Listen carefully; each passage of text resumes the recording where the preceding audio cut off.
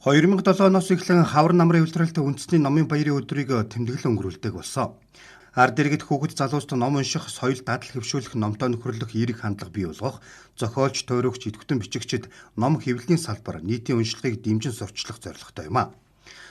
Судалгаагаар 38 дахь удаагийн номын баярт оролцсон уншигчдыг насаар навч үзүүл 14-өөс 20 насныхан 70 гаруй хувийг, 21-ээс 30 насныхан 20 орчим хувийг, 31-ээс 40 насныхан 8 орчим хувийг эзэлжээ.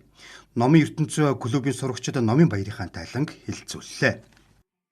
Өнөөдөр бид номын баярынхаа тайланд үйл ажиллагааг Туушингийн 5 давхар соён танхимд хийж байна. Тэгэхээр энэ өдөр яг номын баярыг ямар хүч хөдөлмөрөөр хэрхэн зохион байгуулж хийдэг тухай тайланд өдөрлөг байгаа. Тэгэхээр хэвлэл нийтлэгчдийн энэ үйл ажиллагааг бас нээлттэйгээр хүрэлцэн ирж үзэн сонирхохыг нээлттэйгээр дурьсан байгаа. Нөгөөтэйгээр номын ертөнц клубын маань үйл ажиллагааны тухай илүү дэлгэрэнгүй мэдээллийг бидэнтэй уулзсанаар олж авах боломжтой болж байгаамаа. Номын соёлт ертөнц төрийн бас байгууллагын 20 жилийн энэ удаагийн номын баяраар давхар тохиосон. Жил бүрийн намар хаврын номын баярт номын ертөнц клубын сурагчдын үүрэг оролцоод эдний нөлөөлөл чухал байдаг. Клубын хүүхдүүд үе тэнгийнхэндээ нөлөөлж мөн дүү нартаа ном унших, арга аргачлал, ерөнхий боловсролын сургуулиудад номын өдөрлөгүүдийг тогтмол зохион байгуулж ирсэн. Энэ удаагийн номын баяр маань миний 4-р номын баяр болж өнгөрлөө.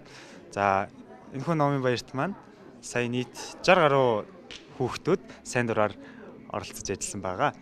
За тэгээд энэ удаагийн номын баярын гол онцлог зүйл миний хувьд бол гадаадын хэвлэл нийтлэгчд болон тийм зохиолчд хурж ирснээр маш тийм онцлог жил болсон гэж би хувьдаа бодож байна. Яагаад вэ гэхээр энэ нь Монголын нэрийг гаргаж байна.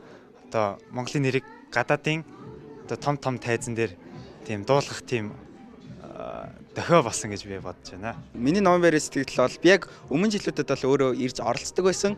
Харин энэ жил яг өөрөө арын алтанд нь ажиллаад зохион байгуулж үзэхэд айгүй гоё ялаа. Гэтэ ер нь дараа жилээс байнга оролцох болно. Би яг ингээд цагаа яаж хуваарлах, жишээлбэл хүмүүстэй яаж харьцах тийм юмнууд их сурлаа. Яг хүн яаж халамжлах вэ? Өнөөдөр бол манай номын баярын маань тайлан байгаа. Тэгээд манай номын баяр маань 5 болон 9-р сарын эхний 3-7 хоногийн 5 дахь хагас сайн бүтээсэн өдрүүдэд болдог байгаа. Тэгээд номын баяр маань ер нь тайлангаа энэ жил 20 жилийн номын баяр болохоор илүү өргөн хүрээтэй хийсэн байгаа. Номын баярт маань нийт 10 баг хуваарлагдаж ажилладаг байгаа. Энэхүү өдөр 10 баг маань өөрсдийнхөө 3 хоног хийсэн ажлаа дүгнэхийн тулд бүгдээрээ презентацнээ бэлдээд бүгд цэвэрхэн хувцлаад тайлангаа тавихад бэлэн болсон байна.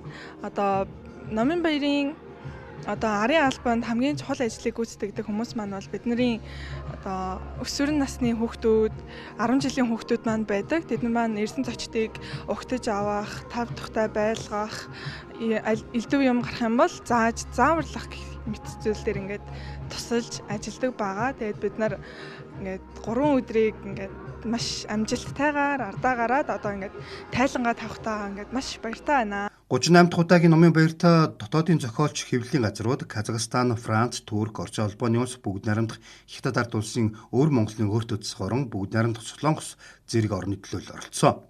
Жилэрэг тусам хүрээгээ тэлж уншигчдын тоо нэмэгдэж байгаа юм.